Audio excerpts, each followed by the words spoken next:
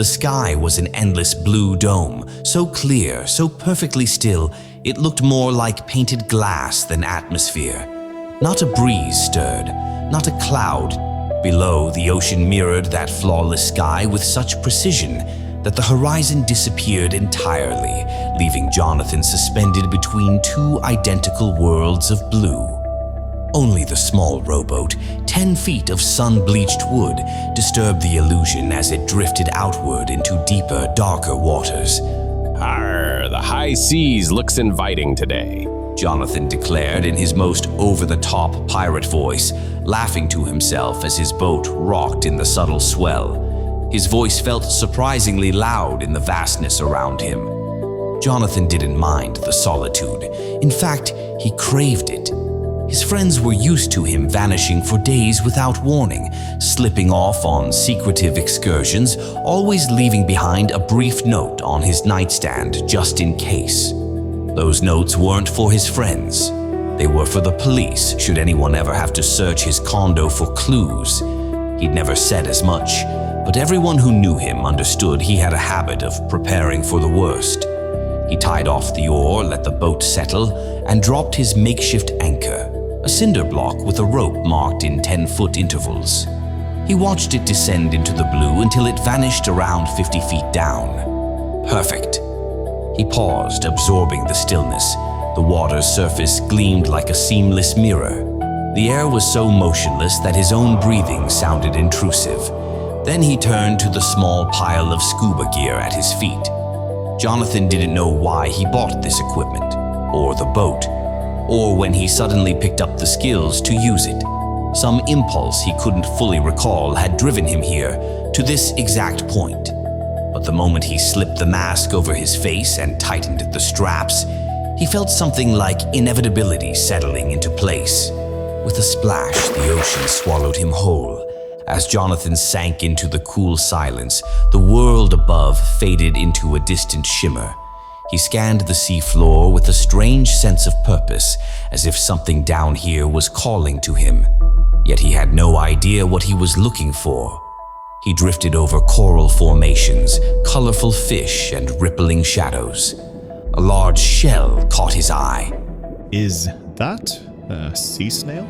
He wondered, with absolutely unjustified confidence. It was, in fact, a conch shell. He picked it up, turning it in his hands, admiring the soft spiral before setting it gently among the coral. He drifted forward and nearly choked when a school of small fish exploded past him, darting with frantic urgency. Before he could theorize, a vast shadow swept across the seafloor. Heavy, broad, slow. His heart slammed against his ribs. He jerked upward, only to see his own boat drifting overhead. Jonathan's exhale rattled in his regulator, but the uneasy throb in his chest didn't fully settle.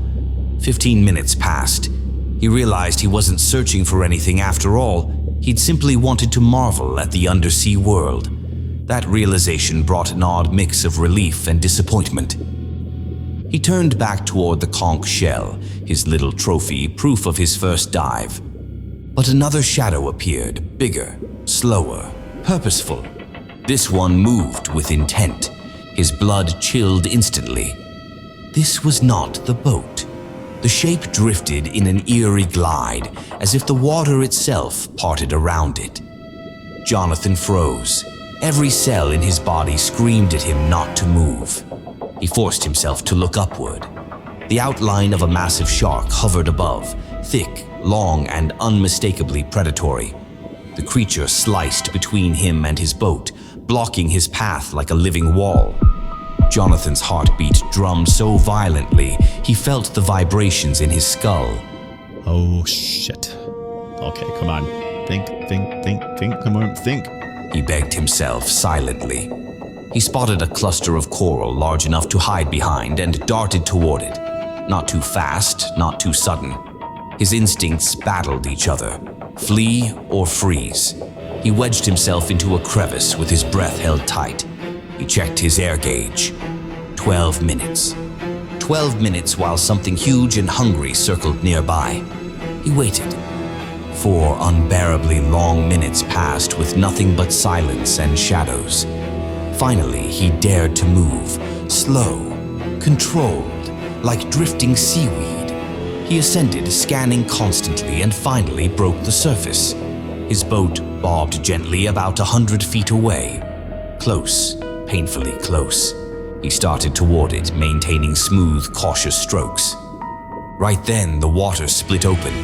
A dorsal fin erupted in front of him. Jonathan froze mid-stroke, air locking in his throat. Then the fin vanished. Downward, toward him. He forced himself to look. Circling beneath him was a great white shark.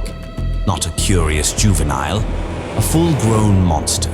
20 feet of muscle and hunger, enormous and dangerously close. The ocean around him suddenly felt like a trap. His limbs moved before he could think. He swam. No, he frantically flailed toward the boat, survival instincts screaming louder than logic.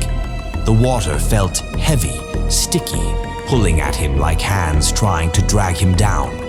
The dorsal fin surfaced again, cutting the distance in half. Terror burning through him, he squeezed his eyes shut. The world narrowed to the sound of his own frantic heartbeat. Then jaws clamped around his torso, pressure tearing a horrifying pull. And suddenly everything stopped. The water vanished, the sound vanished. There was no pain. Am I dead? He floated weightless in absolute stillness. A single beam of bright light hit his eyes. He squinted, blinked, and saw the familiar outline of his bedroom ceiling. Jonathan bolted upright in bed, breath ragged, heart hammering. Sunlight spilled through the thin curtains. The shark was gone.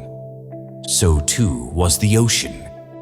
It had all been a horrific nightmare.